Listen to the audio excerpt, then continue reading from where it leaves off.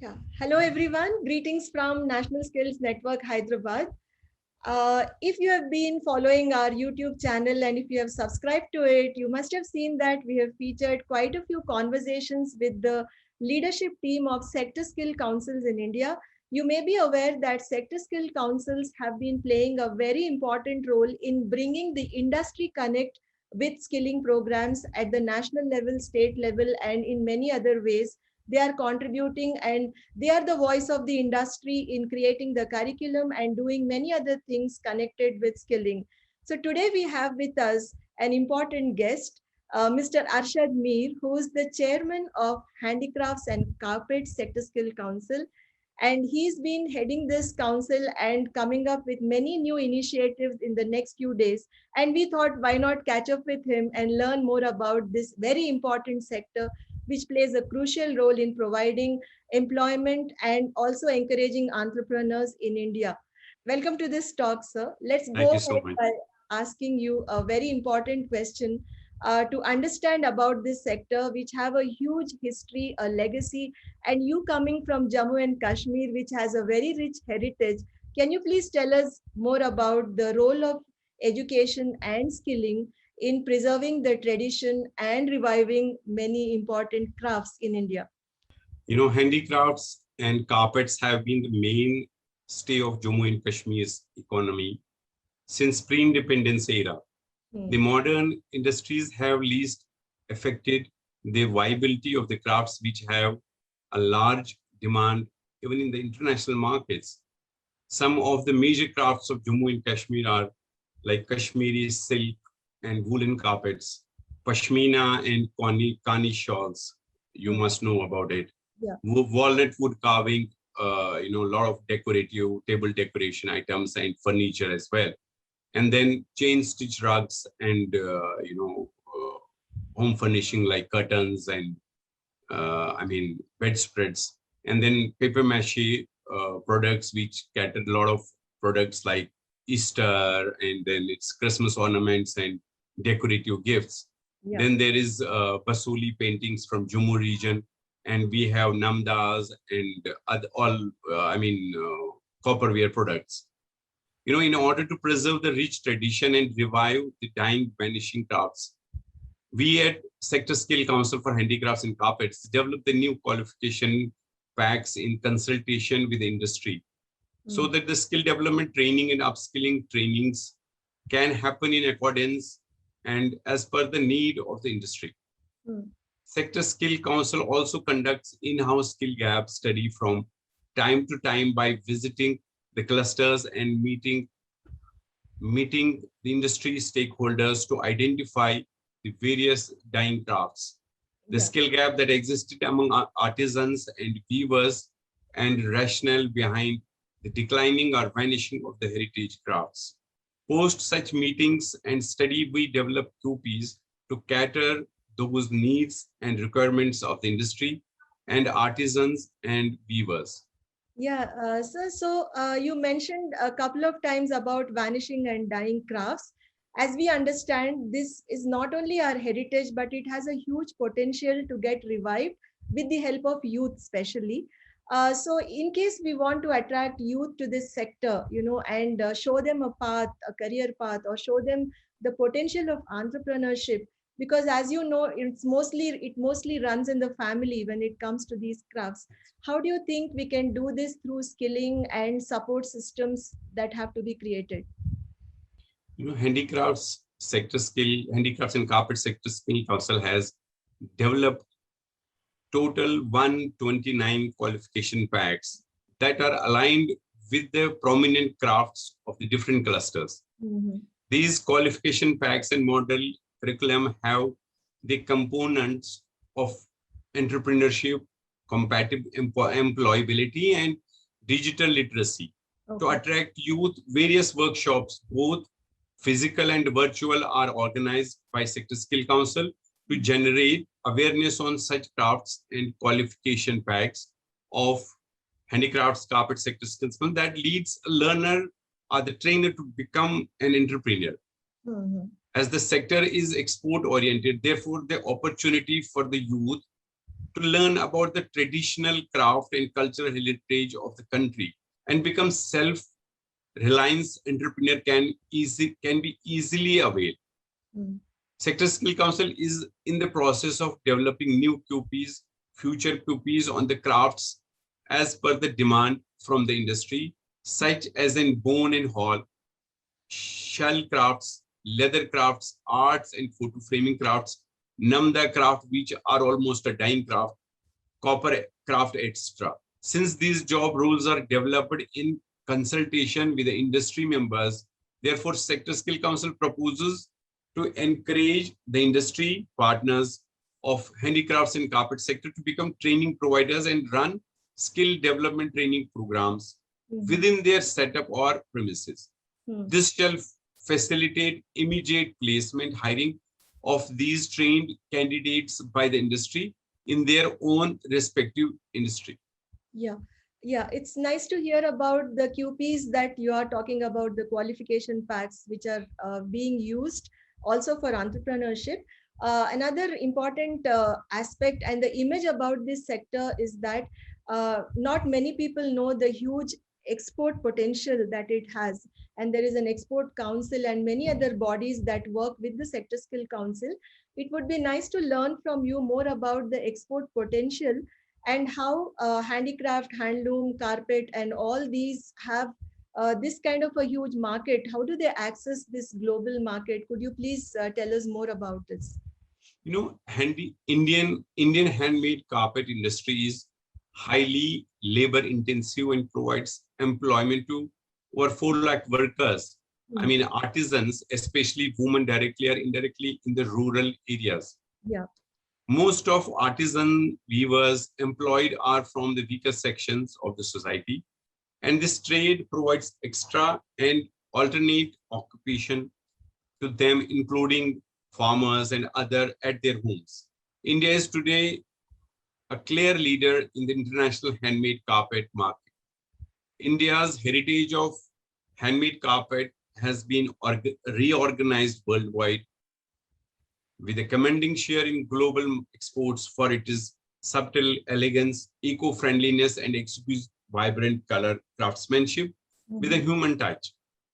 India is exporting to more than 70 countries in the world, mainly to the USA, Germany, Canada, UK, Australia, South America, South Africa, France, Italy, etc. Indian handmade carpet industry has #1 in the international handmade carpet market, both in terms of value and quality. India exports 85 to 90% of its total carpet production. Indian handmade carpet industry has #1 in the international handmade carpet market, both in terms of value and volume. India exports about, in 1961, our turnover was just 4 crores, while as in 2021, we crossed 13,800 crores. Okay.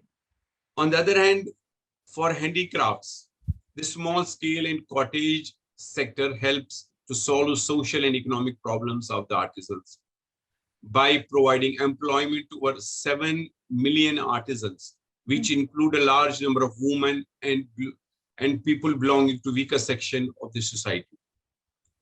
Yeah. You know, in addition to the high potential for employment, this sector is economically important from the point of low capital investment, high ratio of value addition, and high potential for export and foreign exchange earnings for the country.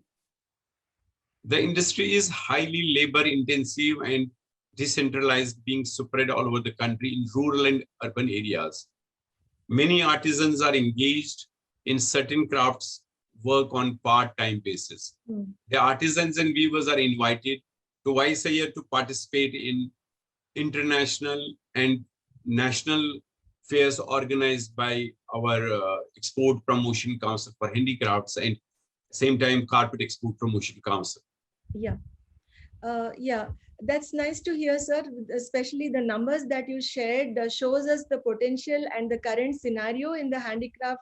You know, last year, beg your pardon, last year, for handicrafts, we crossed about 27,000 crores turnover from India into exports. I wanted to mention that. Yeah.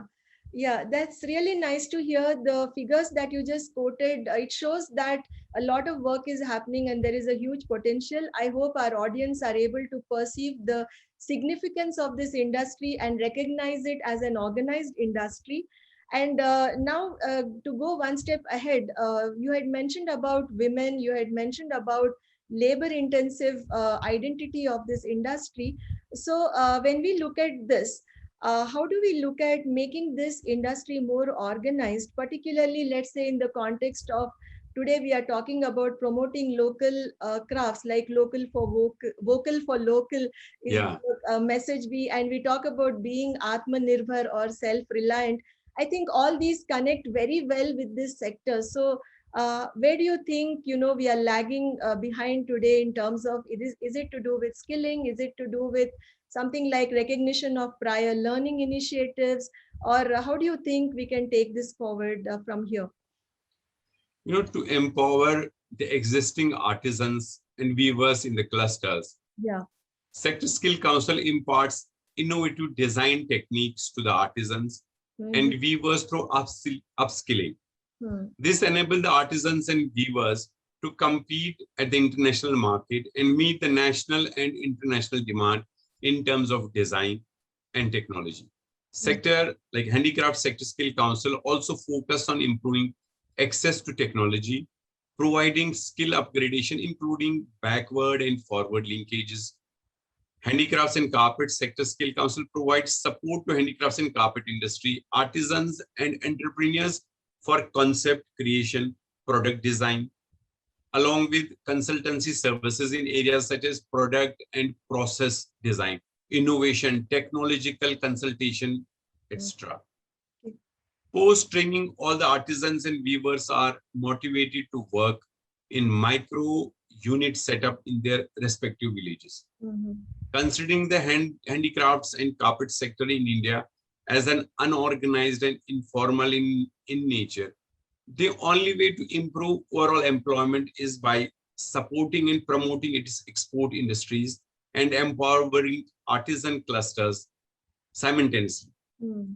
Handicrafts is an export-driven industry, and approximately 60 to 65% of the products manufactured by India's handicraft sector and 90% by the carpet sector are exported.